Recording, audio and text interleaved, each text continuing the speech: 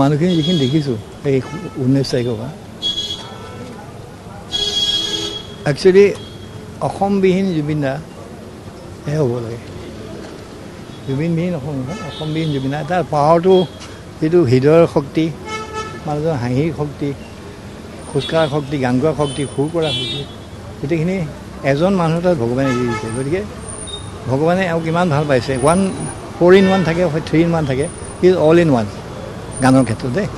বাকী ক্ষেত্ৰত নকওঁ, কিন্তু আমাৰ কাৰণে মই যিহেতু মিউজিচিয়ান হয়, গান সুৰ কৰোঁ, বহুত ৰাতি ৰাতি আহিকে দিগদাৰী কৰে। কিন্তু সেই দিগদাৰীটো কিন্তু কিমান তেতিয়া আমনি লাগিছিলে, ৰাতি 5টা যায়, কিন্তু এতিয়া মিছ কৰোঁ, দিগদাৰীও মিছ কৰোঁ। গতিকে সেইটো জুবিনৰ দিগদাৰী বহুত মিছ কৰোঁ এতিয়া। কিন্তু তাৰ ওপৰত ভালকৈ থাকক, য'ত থাকে। কেতিয়াবা আহিলে ভাল পাওঁ, এবাৰ আহিব।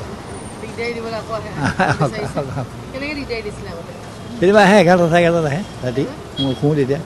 হাৰমনিয়ামখন লৈ গান চান গাই থাকে। ৰাতিপুৱা 4টা 4:30 যায়গৈ, আকৌ শুৱক এতিয়া 4:30 শুবলৈ গৈ।